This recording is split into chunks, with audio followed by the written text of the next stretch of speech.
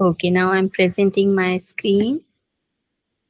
Just tell me whether it is visible to you or not. Is it visible? Yes, Yes, ma'am. ma'am. Okay. So yesterday we have covered till meta universities. Now, any one of you know what meta university stands for? The previous slide, this one. Meta University and CIC Concept. We covered till Meta University, and today is our sixth class. We'll start from CIC Concepts. Anyone? Ma'am, Meta, CIC is, yeah, yeah. Go ahead, go ahead. Meta University is a collaboration of two or more universities. So when they collaborate, people can go to student can visit the other universities and study. So they are the second generation universities. So they Yeah. can even operate in virtual mode. Yeah, virtual mode also, and uh, you can say they are free from any physical Physical boundaries. mode. Yeah. Yeah. So students and teacher both can take the advantage of innovation and flexibility in some domain like technical one, or maybe some expert lectures, or some workshops and all. So that is about the meta university. So today we'll start from the cluster innovation center. Now this is called CIC. Now this cluster innovation center is a government of India uh, concern, and it is funded institute established under the aegis of the University of Delhi. So it was founded in 2011 and introduced innovation as a credit based course for the first time in India. And it runs so many in fields like in arts and commerce, in technical education. So this is all about the cluster innovation center. You must remember what the CIC stand for, and where it was, where it is, and founded in which year. So the 2 3 points are enough to remember about these types of universities or centers or authoritative bodies and all. Now, one important abhiyan, or you can say the institution. It's not an institution. It's a you can say a scheme which is Rashtriya Uchchatar Siksha Abhiyan (RUSA). Now, this is a centrally sponsored scheme, and it was launched in 2013. And it has been given approval for its continuity by the Cabinet Committee on Economic Affairs, as it is a centrally sponsored scheme. So, again, it is given extension from like April to 2017 to March 2020. And the aim of this scheme is to provide strategic funding to eligible state higher education institutions. So this is a central funding to the states and also to the union territories, and the norms based and outcome dependent type of the scheme is, and it is in the ratio of 60/40 for general category states.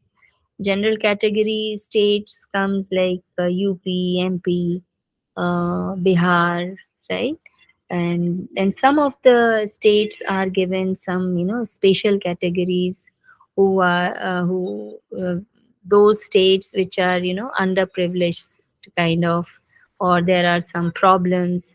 Next slides, or some hilly or unapproachable area the state has, so that states has been given have been given some special category. So there the funding is 90 is to 10, like 90% of the expenditure was given by the is given by the center, and 10% by the state still.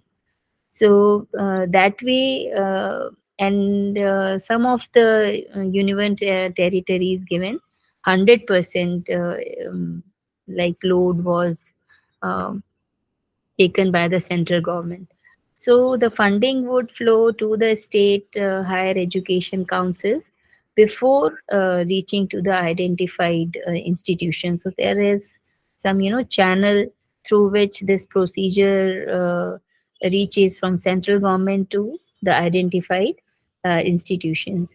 Now the funding to states would be done on the basis of critical appraisal of state higher education plans. So it would take into account each state's strategy, to address how they are addressing the issues of, there are three main issues: equity, access, and excellence in higher education. So how they are approaching towards them, these issues, they take this into account before they raise the fund to those institutions. So the main objectives, you can say, RUSA is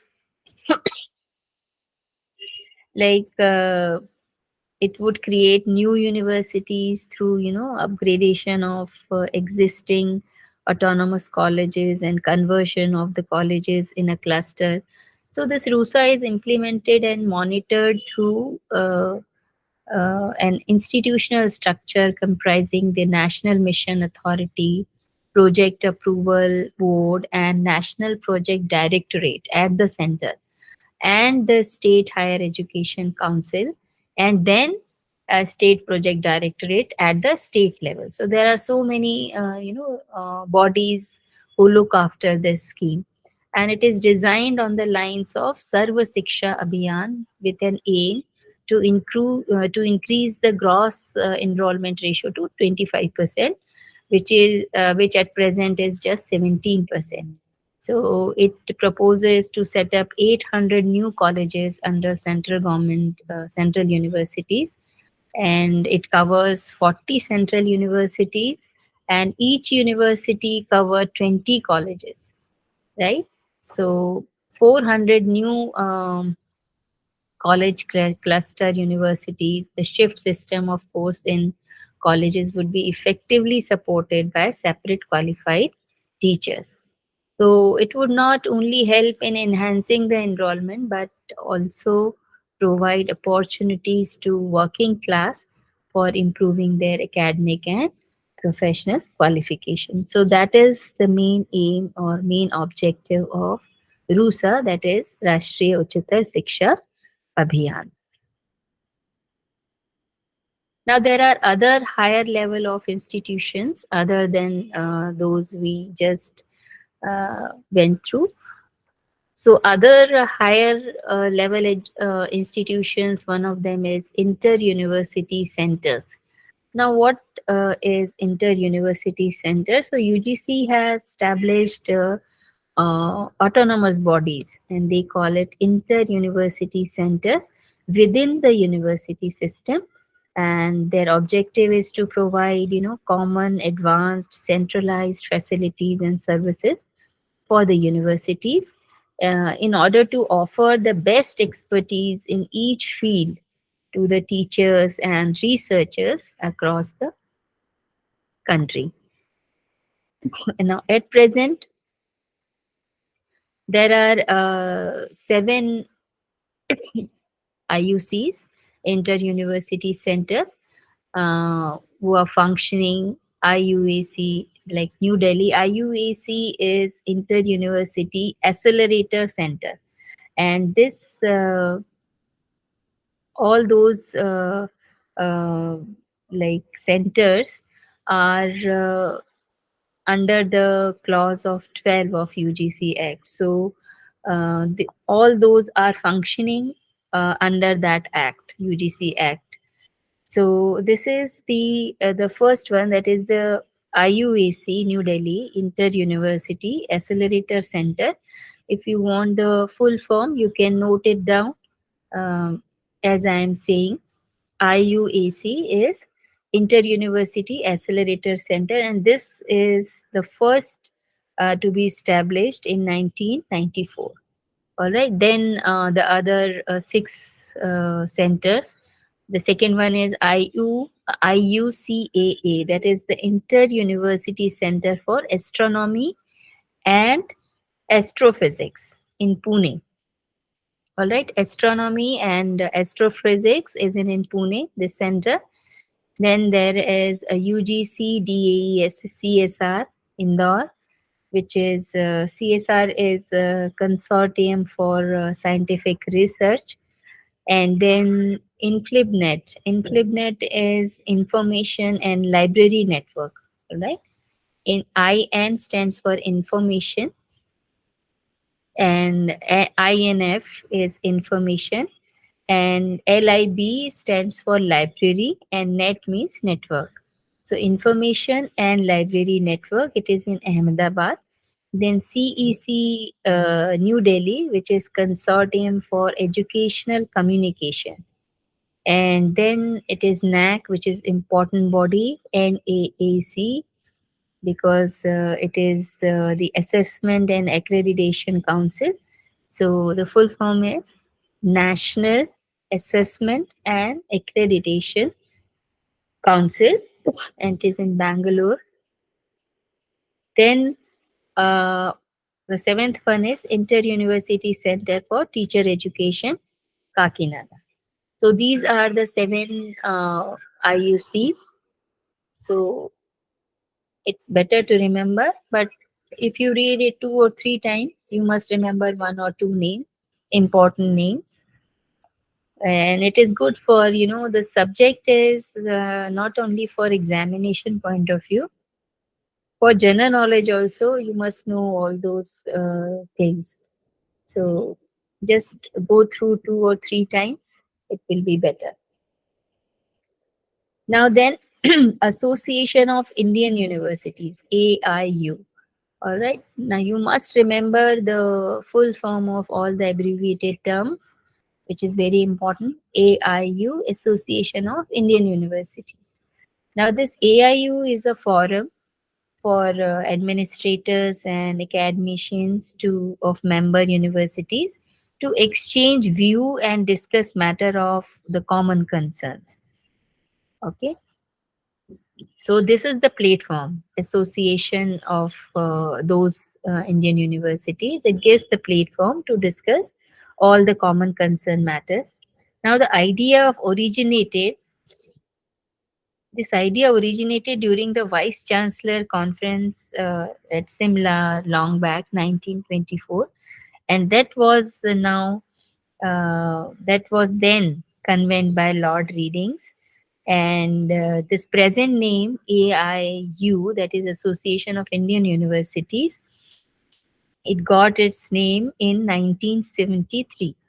So the idea was a long back ago, in 1924. All right. So the members include traditional universities, open universities, professional universities, and there is one important term, INI, that is Institutes of National Importance, and deemed to be universities. They can also be a part of this association. Now, there is a provision of granting associate memberships to the universities of neighboring countries also. Like they are having that power. They can make the some of the universities in the neighboring countries just to share their views and thoughts or matters which are of common concern. And it brings out many useful publications also, such as Universities Handbook, all right, and research papers and weekly journals. So that way, titled University News. So under University News, they include all those things, and it's a good way to spread their knowledge, spread their matters all around the universities who are members, and those uh, who are not a member, but they know okay what's going on, what they are doing. So they are again have a view just go and be a member of that association. It is very very helpful.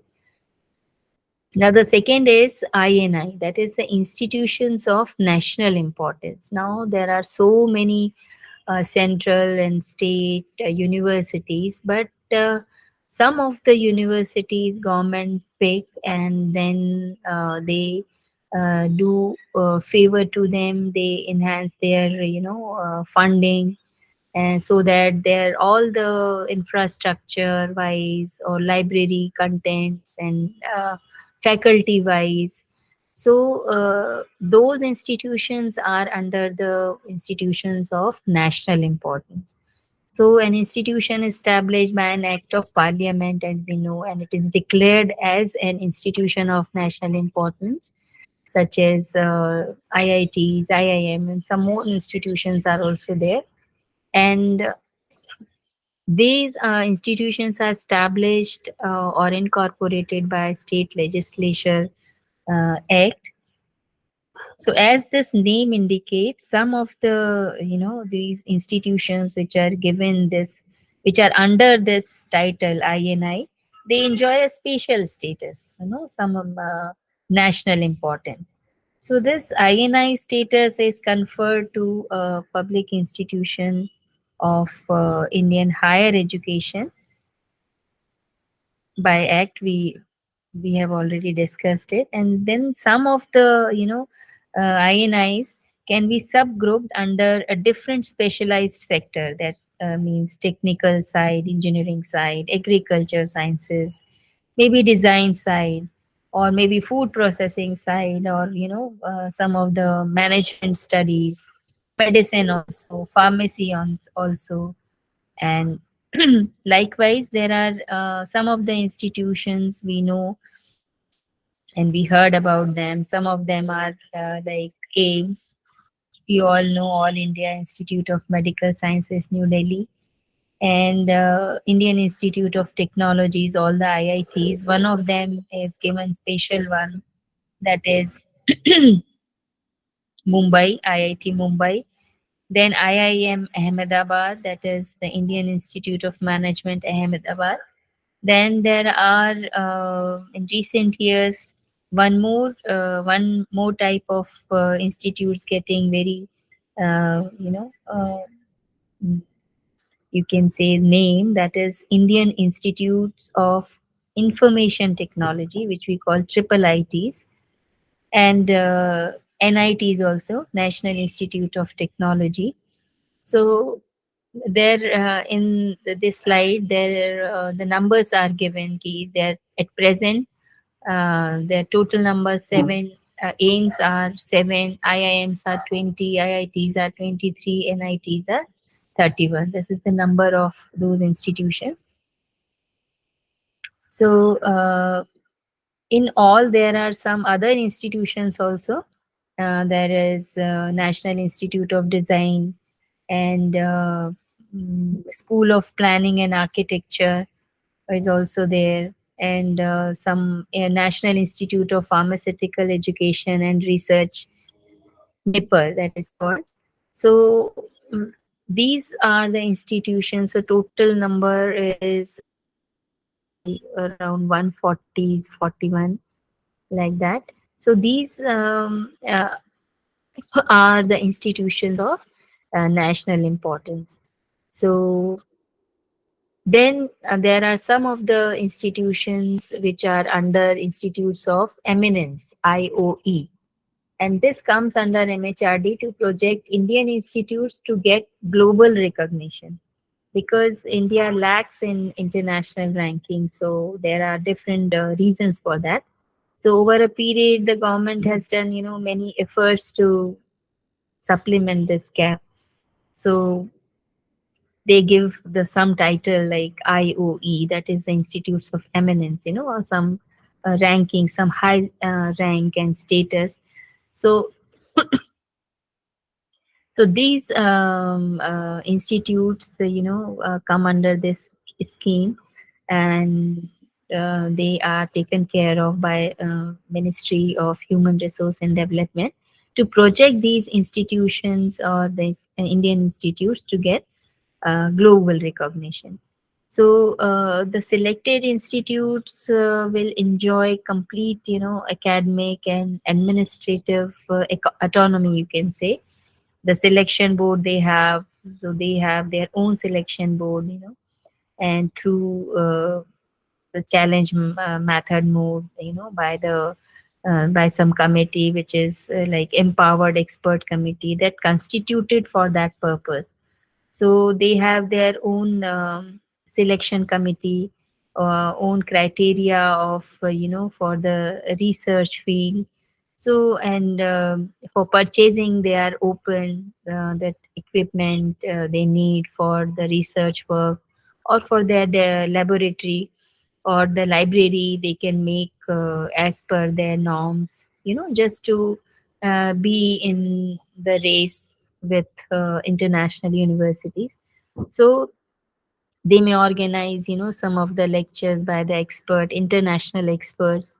So the ranking of these institutions has been done by UGC as per the recommendation of QS 2020 World Ranking. So these objectives of this IOE is just excellence, innovation, specialization, you can say, and quality of teaching and the research which has been going on, the research papers the researchers publish in national and international journals. So all those things will come, and then they may be under the Institute of Eminence.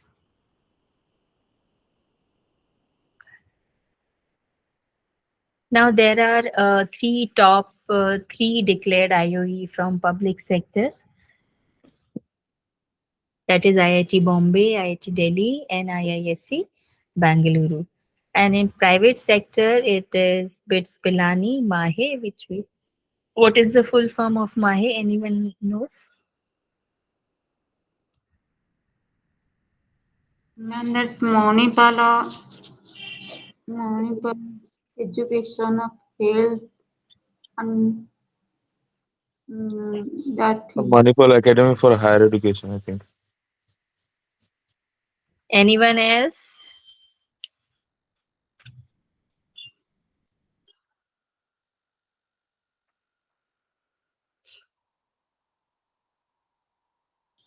No one. Okay. Yeah, that's correct. Manipal Academy of Higher Education. Okay. So, what are the autonomy they enjoy? What the powers they enjoy? That is the freedom to decide fee, their course structure. Able to admit foreign students also, recruit faculty from abroad also, and government they may receive government grant up to 1,000 crores.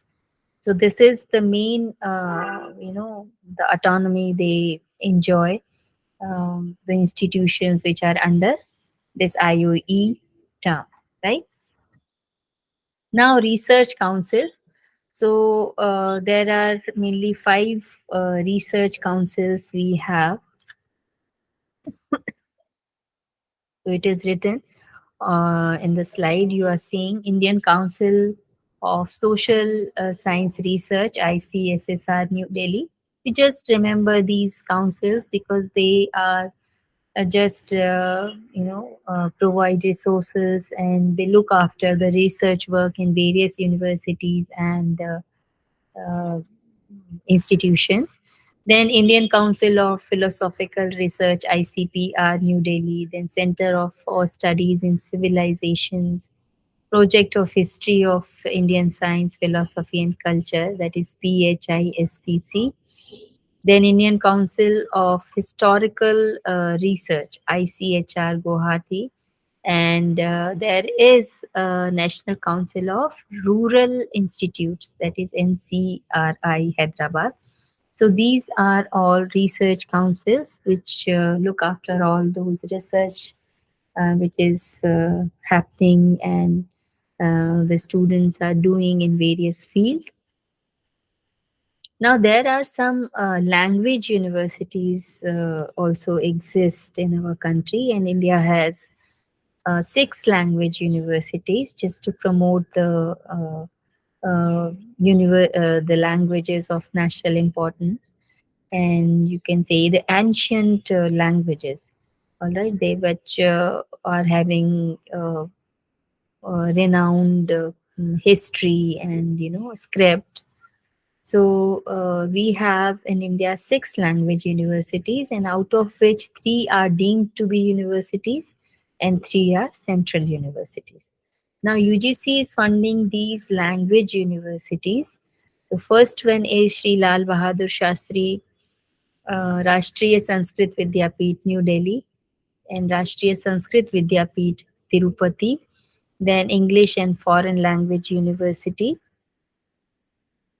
in Hyderabad, and Mahatma Gandhi Antarrashtriya Hindi Vishwavidyalay, Wardha, that is in Gujarat.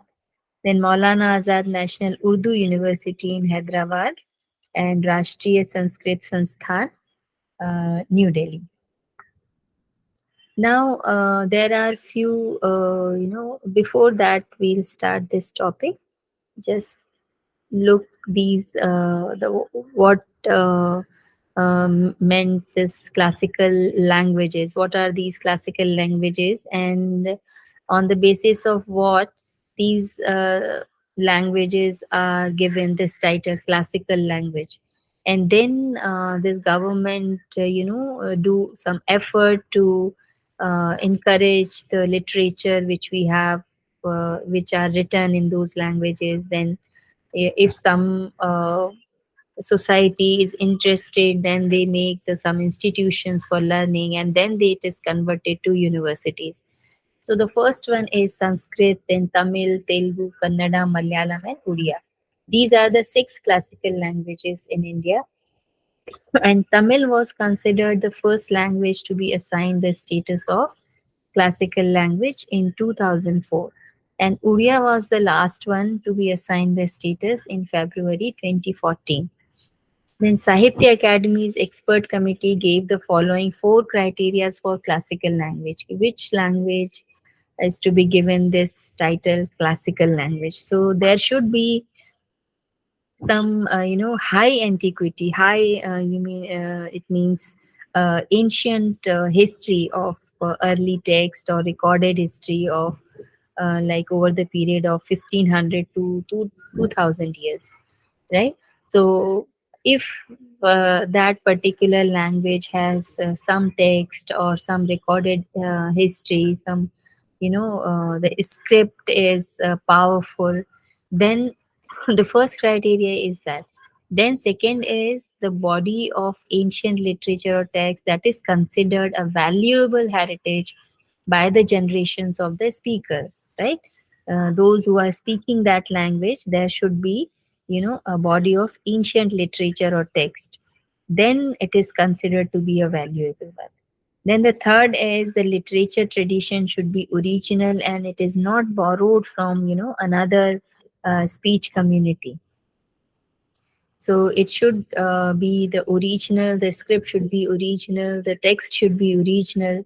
Then only it is to be covered under this title, classical language. The fourth one is the classical language and literature should be distinct from the modern. It should not be the language or the literature is not, it should not be modern. Like some of the words which we now adopted from other languages. So the original language will get corrupt. So it should have its own identity. All right, it should not be modern in the character. So the proposals are made by the Ministry of Culture, and once this language is declared classical, it gets financial assistance for setting up the center of excellence for the study of that language, and also opens up an avenue for 2 major awards for scholars of eminence. So UGC can be requested to create, to begin with, and at least in central universities, a certain number of professional chairs for classical languages. for scholars of eminence in that language.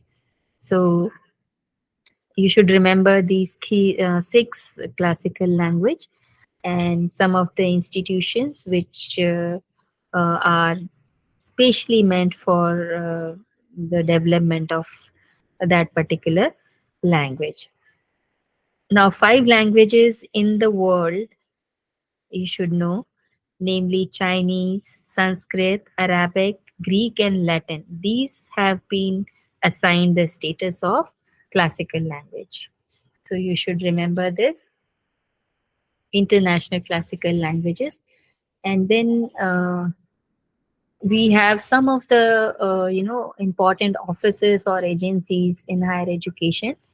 So subordinate offices under the Bureau of Language Education, we have Central Hindi Directorate, then Commission for Scientific and Technical Terminology, then Central Institute of Indian Languages, Regional Language Centers, RLC, then National Testing Service and NTS, then Linguistic Data Consortium for Indian Language. So this is I'm just covering this. Some of the points are important, but not all thing you have to remember. Now we discuss or we talk about the National Translation Mission, because if there are so many languages, but if you want to grow, so you have to know what's going on in a particular area, in a particular region of the world. And if the language is different, so you must have some translator or translation schemes or translators. So for that, the National Translation Mission comes. So this is on under the recommendations of the National Knowledge Commission. MHRD set up the National Translation Mission, and on the basis of the recommendation of this NKC, the MHRD, NKC, you know what it is? Sometimes this National Knowledge Commission is called NKC. All right. So you must know the short form and the full form of the abbreviated terms. So they set up this NTM. NTM is National Translation Mission, functioning as a clearing house for all translation activities, both theoretical and practical. Because some of the texts which are very important for having some social, educational, and national importance, some texts, so they should be like known to all the people around, nationwide or sometimes internationally. So theoretically, those texts or those important literature are converted into various languages, and practically also, if some intellectual person or some expert is giving some lecture, so practically at that time some translator should be there to translate what is being said by that expert. So in as many Indian languages as possible, this work has been done by this mission.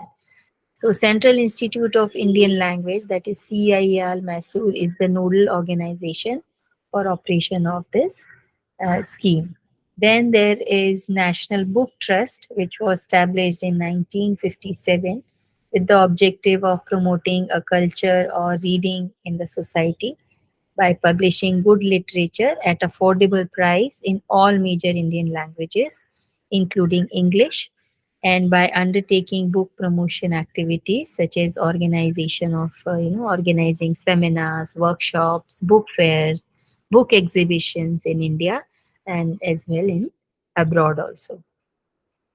And there are some more offices are there, like Central Hindi Directorate, then Commission for Scientific and Technical Terminology, then regional language centers are there, national testing services are there.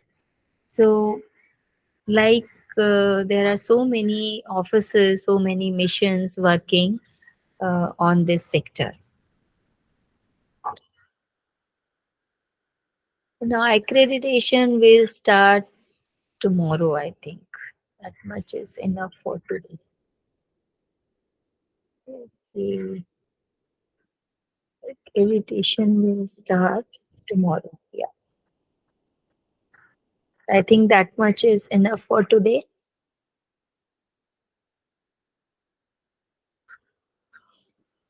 Anything you want to ask, you can ask.